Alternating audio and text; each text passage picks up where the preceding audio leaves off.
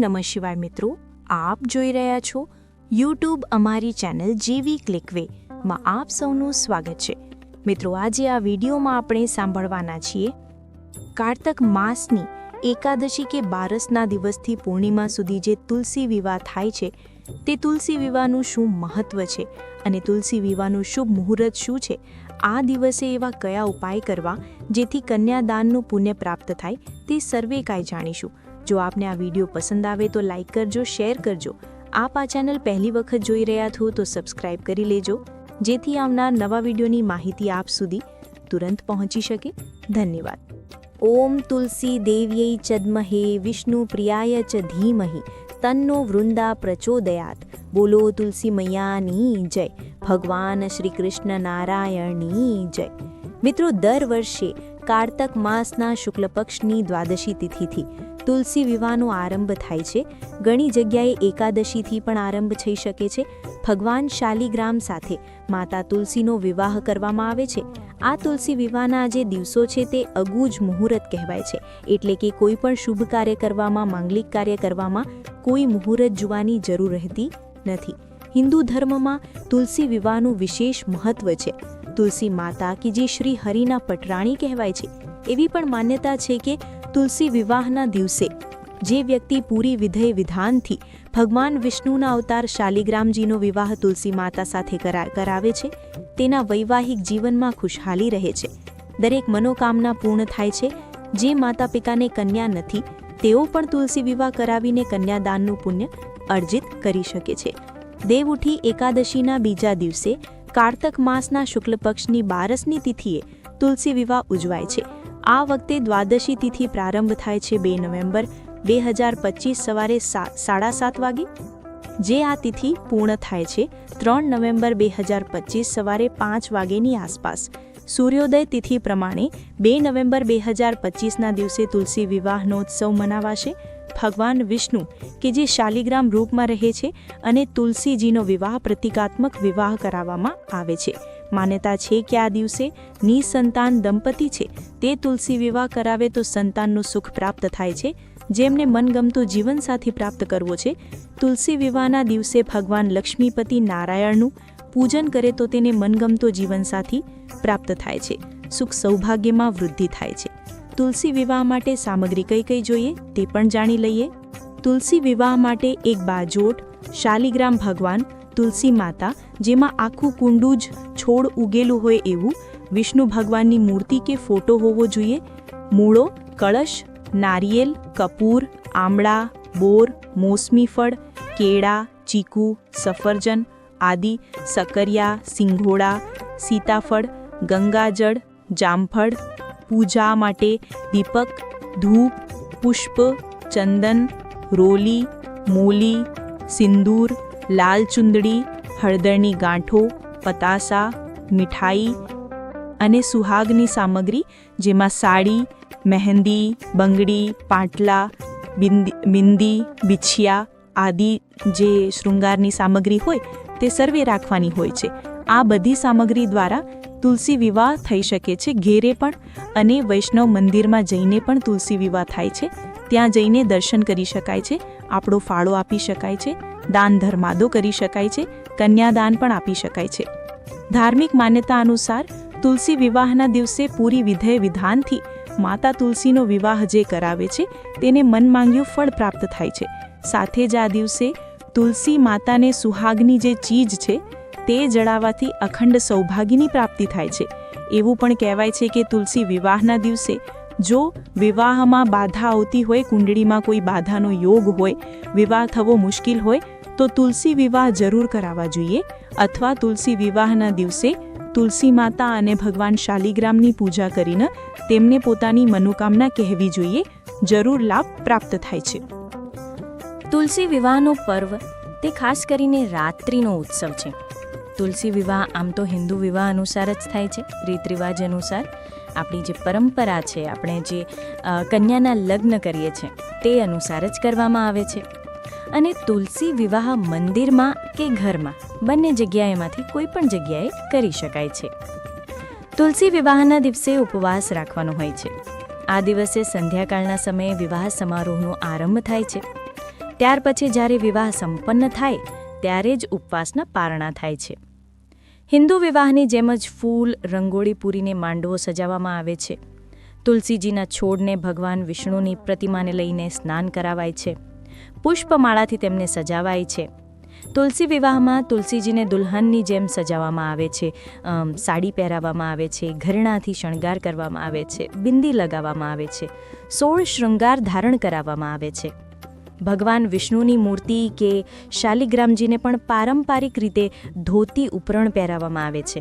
ત્યારબાદ આ જોડીનો વિવાહ સમારોહ એક કાચા સૂતરના દોરાથી બાંધીને થાય છે. તુલસી વિવાહનો જે સમારોહ છે, ઉત્સવ છે, તે પૂજારી દ્વારા અને બધી મહિલાઓ હોય છે તેના દ્વારા સંપન્ન કરવામાં આવે છે.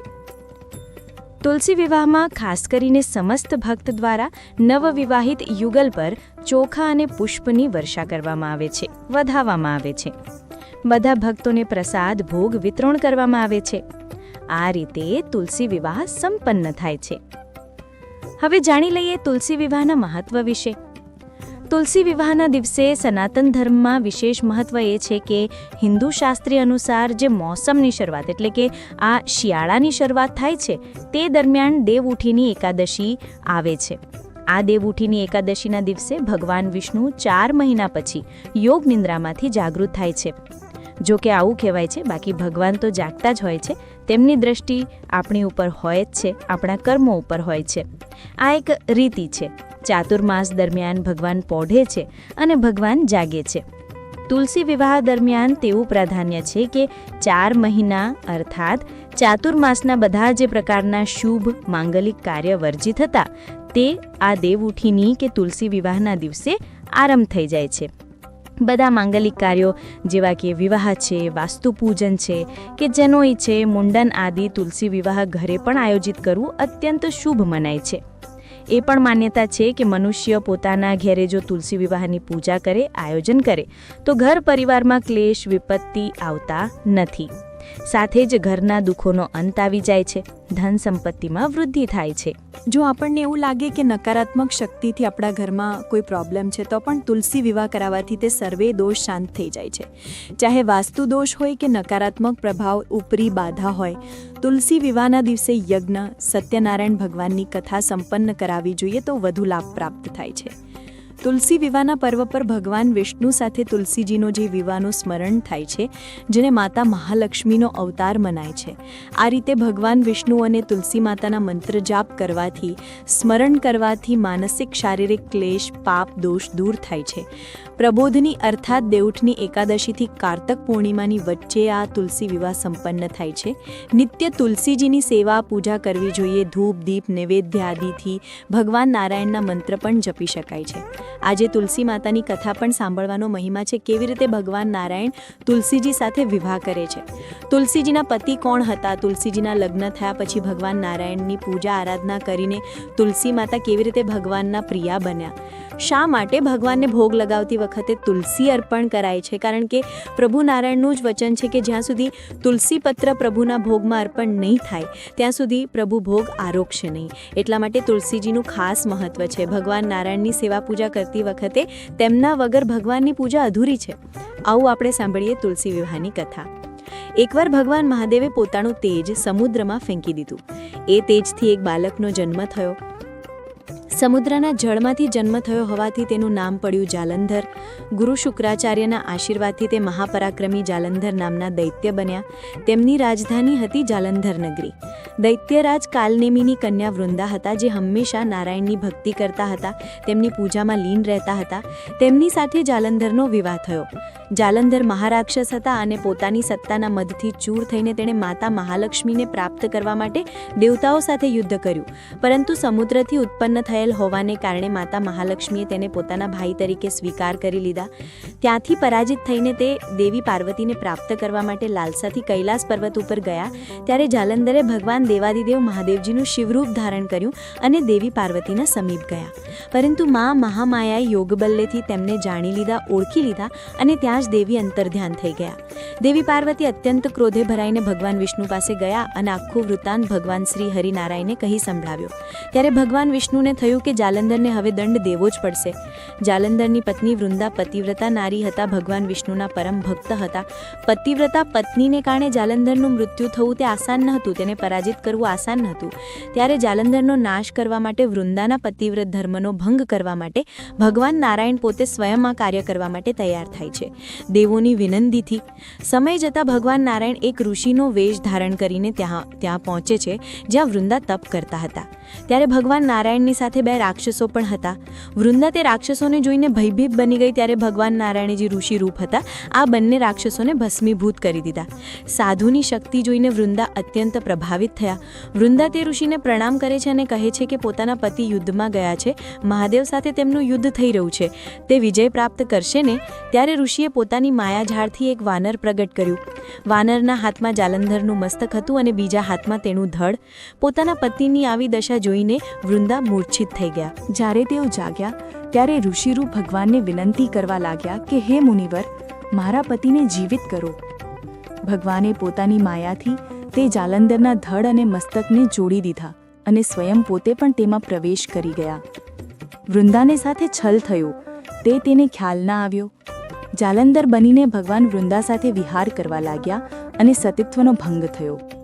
આ બાજુ વૃંદાના પતિ જાલંધર જે મહાદેવ સાથે યુદ્ધ કરી રહ્યા હતા, ત્યારે મહાદેવે જાલંધરના ધડને અલગ કરી દીધું. તે ધડ વૃંદા જ્યાં પોતાના પતિ ભગવાન રૂપ હતા તેની સાથે વિહાર કરતા હતા, ત્યાં જ જાલંધરનું મસ્તક પડ્યું.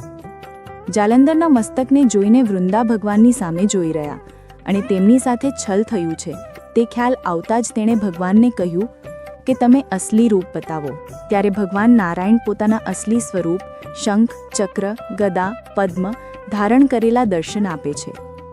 વૃંદા અત્યંત દુઃખી થઈને પોતાના પતિના મસ્તકને ખોળામાં લઈને ભગવાનને શ્રાપ આપે છે કે તમે મારી સાથે છલકપટ કર્યું છે, માટે તમે અત્યારે જ પથ્થર બની જાઓ. આમ કહેતા જ ભગવાન શ્રીહરિ વિષ્ણુ શાલિગ્રામ પથ્થરના રૂપમાં બદલાઈ ગયા. સૃષ્ટિના પાલન કરતા સ્વયં ભગવાન નારાયણ જડ પથ્થર બની ગયા. ત્યારે બ્રહ્માંડમાં હાહાકાર મચી ગયું, અસંતુલનતા જ છવાઈ ગઈ. આ જોઈને દેવી દેવતાઓ વૃંદા પાસે આવીને પ્રાર્થના કરવા લાગ્યા કે હે દેવી, ભગવાન વિષ્ણુને ક્ષમા કરો. જાલંધરના મોક્ષ માટે જ અમે બધાએ જ ભગવાન નારાયણને પ્રાર્થના કરી હતી. દેવોના કાર્ય માટે જ પ્રભુએ આવું કર્યું છે, માટે હે દેવી, તમે ભગવાન નારાયણને શ્રાપ મુક્ત કરી દો. વૃંદાએ ભગવાન વિષ્ણુને શ્રાપ મુક્ત કર્યા અને સ્વયં પોતે આત્મદાહ કરી લીધો.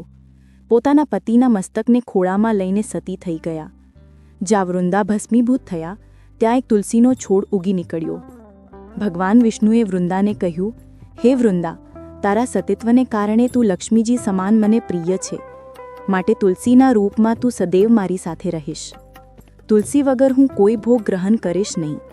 ત્યારબાદ જ્યારે દેવઉઠની એકાદશી આવે છે ત્યારે ભગવાન વિષ્ણુ શાલિગ્રામ રૂપમાં તુલસી માતા સાથે વિવાહ કરે છે અને કહેવાય છે કે ભગવાનનો આ વિવાહ જે કરાવે છે, વિવાહના દર્શન પણ કરે છે, તે આલોક પરલોક સાર્થક કરે છે.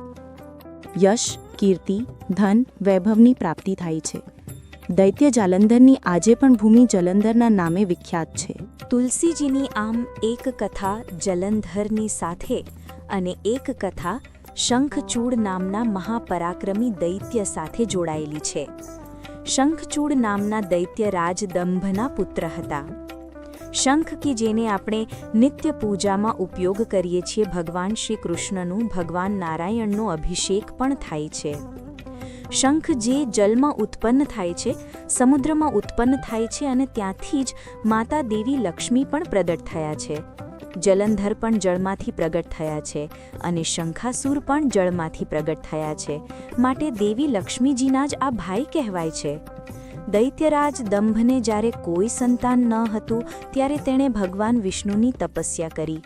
ભગવાન વિષ્ણુએ પ્રગટ થઈને તેને વરદાન માંગવા કહ્યું. ત્યારે દંભે તેને ત્રણેય લોકમાં અજર અમર પરાક્રમી પુત્રની માંગ કરી. ભગવાન નારાયણે તથાસ્તુ કહીને અંતર્ધ્યાન થઈ ગયા. સમય જતાં દંભને ત્યાં એક પુત્ર જન્મ્યો, જેમનું નામ પાડવામાં આવ્યું શંખચૂડ. શંખચૂડ પુષ્કરમાં બ્રહ્માજીની ઘોર તપસ્યા કરીને તેમને પ્રસન્ન કરે છે. ત્યારે બ્રહ્માજીએ વરદાન માંગવા માટે કહ્યું. શંખચૂડે તેમને પાસેથી વરદાન માંગ્યું કે તેઓ દેવતાઓથી અજય રહે. બ્રહ્માજીએ પણ તથાસ્તુ કહીને વરદાન આપ્યું. ભગવાન શ્રીકૃષ્ણનું કવચ પણ આપ્યું. સાથે જ બ્રહ્માજીએ શંખચૂડને ધર્મધ્વજની કન્યા તુલસી સાથે વિવાહ કરવાની આજ્ઞા પણ આપી અને અંતર્ધ્યાન થઈ ગયા. બ્રહ્માજીની આજ્ઞા પ્રાપ્ત થઈને તુલસી અને શંખચૂડનો વિવાહ થયો. બ્રહ્માજી અને વિષ્ણુ ભગવાનના વરદાનથી મધમાં મસ્ત થયેલ દૈત્યરાજ શંખચૂડને ત્રણેય લોકમાં સ્વામિત્વ પ્રાપ્ત થયું. દેવતાઓ શંખચૂડથી ત્રસ્ત થયા ત્યારે શિવજીએ દેવતાઓના દુઃખ દૂર કરવા માટે નિશ્ચય કર્યો. પરંતુ શંખચૂડ પાસે શ્રી કૃષ્ણનું કવચ હતું અને તુલસી પણ પતિવ્રત ધર્મનું પાલન કરતા હતા. તેથી શિવજી શંખચૂડનું વધ કરી શકતા ન હતા ત્યારે ભગવાન વિષ્ણુની સહાયતા લેવામાં આવી. ભગવાન શ્રી હરિ વિષ્ણુએ બ્રાહ્મણ રૂપ ધારણ કર્યું. દૈત્યરાજ પાસે આવીને શ્રી કૃષ્ણનું કવચ દાનમાં માંગ્યું.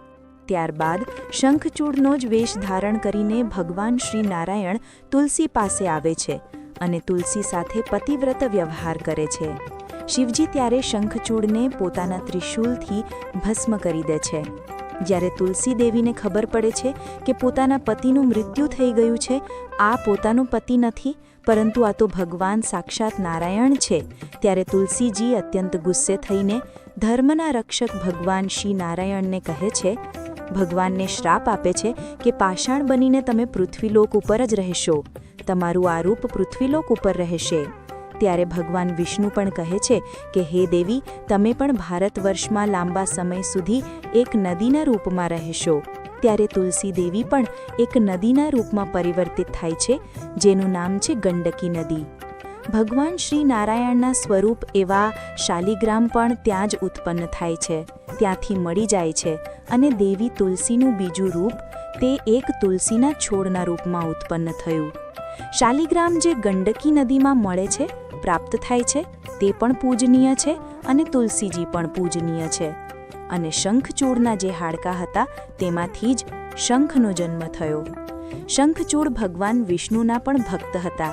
એટલા માટે લક્ષ્મીનારાયણનું પૂજન શંખ દ્વારા થાય છે, પરંતુ ભગવાન મહાદેવનો અભિષેક શંખ દ્વારા થતો નથી. બધા દેવતાઓ શંખ દ્વારા ભગવાન નારાયણને જલ ચઢાવવા લાગ્યા, પરંતુ શિવજીએ તેનો વધ કર્યો હતો, તેથી શિવજીના શિવલિંગ ઉપર શંખથી અભિષેક થતો નથી. આમ શ્રીમદ ભાગવત મહાપુરાણ અને શિવ મહાપુરાણમાં અલગ અલગ કથા વૃંદા તુલસીની સંભળાવવામાં આવી છે, જે કથાને આપણે આજના શુભ દિવસે સાંભળી. મિત્રો, મને આશા છે કે આપને આ વિડીયો જરૂર પસંદ આવ્યો હશે. તુલસી મૈયાનો એવો પ્રભાવ છે કે ભગવાન વિષ્ણુ નારાયણના શ્રી ચરણોમાં સમર્પિત કરવાથી પાપ નષ્ટ થાય છે. એટલું જ નહીં, મૃત્યુ સમયે જેના પ્રાણ જઈ રહ્યા છે, શરીર છોડી રહ્યો છે કોઈ પણ જીવ, તેના મુખમાં જો એક તુલસીપત્ર અને ગંગાજળ રાખવામાં આવે તો તેના સમસ્ત પાપદોષ નાશ પામે છે અને તે વૈકુંઠ ધામને પ્રાપ્ત કરે છે. મનુષ્ય તુલસી તથા આમળાની છાયામાં બેસીને પિતૃનું શ્રાદ્ધ તર્પણ કરે, પિંડદાન કરે તો પિતૃને મોક્ષ મળે છે. એવો મહિમા છે તુલસી પૂજાનો, તુલસીજીનો. આજના દિવસે તુલસી માતાના 8 પવિત્ર નામ છે, તેનું સ્મરણ અવશ્ય કરવું જોઈએ. વૃંદા, વૃંદાવની, વિશ્વપૂજિતા, વિશ્વપાવની, પુષ્પસારા, નંદિની, તુલસી કૃષ્ણ જીવની. આ ઉપરાંત ભગવાન નારાયણના પણ મંત્ર છે. ઓમ શ્રી વિષ્ણવે ચ વિદ્મહિ વાસુદેવાય ધીમહિ તન્નો વિષ્ણુ પ્રચોદયાત.